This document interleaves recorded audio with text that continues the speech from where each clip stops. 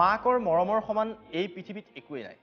কথাতে কয় নহয়, আইৰ সমান হ'ব কোন, নৈৰ সমান বব কোন।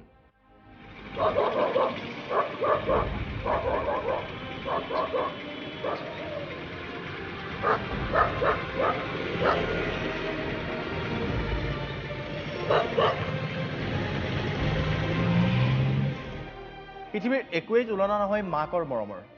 মাক মাকেই, সেয়া লাগিলে মানুহেই হওক বা অন্য জীৱই।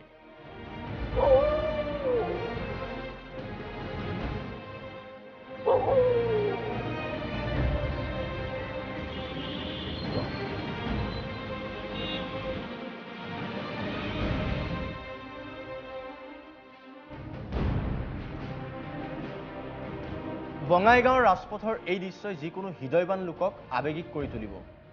নিজৰ সন্তানক মাতৃয়ে কিমান ভাল পাব পাৰে। সন্তানক হেৰুৱাৰ বেদনা বৰ যন্ত্ৰণাদায়ক। ৰাজপথত কান্দিছে মাকে।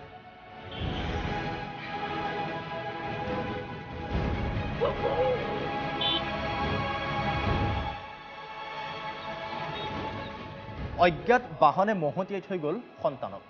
ৰাজপথতে পৰি ৰৈছে সন্তানৰ নিথৰ দেহ আৰু তাৰ কাষতেই মাতৃৰ আৰ্তনাদ।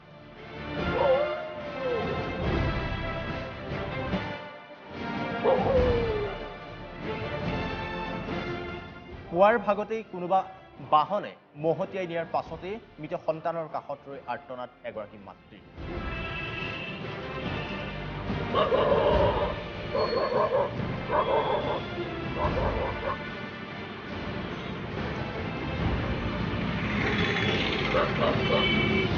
কাষেৰে পাৰ হৈ যোৱা প্ৰতিজন লোকৰে পিছে পিছে দৌৰিছে সহায় বিচাৰি। জানোচা, কোনো এজন আগবাঢ়ি আহে সহায় কৰিবলৈ, কিন্তু নাই, কোনো নাই।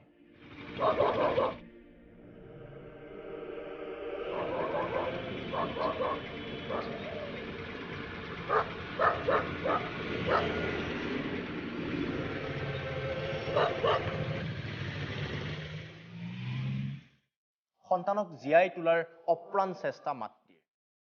মৃত পোৱালিটোৰ কাষতেই বহি এবাৰ চাইছে ইফালে আৰু এবাৰ সিফালে চাইছে।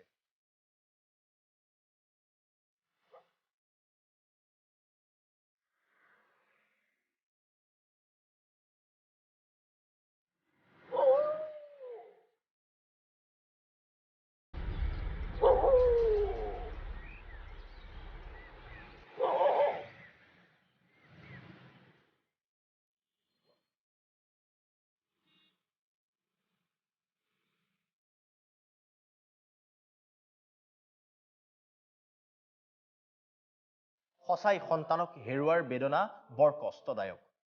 প্ৰভু ভক্ত সেই কুকুৰজনীয়েও চাগৈ শেষত উপলব্ধি কৰিলে যে কোনোদিন উভতি নহাৰ পথেৰেই গুচি গ'ল সন্তান।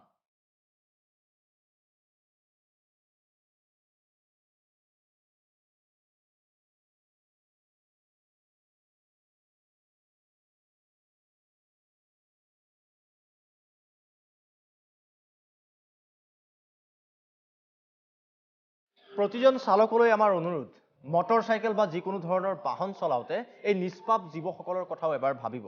মানুহৰ দৰে এওঁলোকৰো আছে জীয়াই থকাৰ অধিকাৰ। আপোনাৰ মোৰ বাবে থকা আইন আদালত সিহঁতৰ বাবে নাই। সিহঁতক ন্যায় দিবলৈ কোনোৱেই নাই। দৈনিক এনেদৰে কিমান মাতৃৰ বুকু উদং হয় সেয়া কল্পনাৰো অতীত।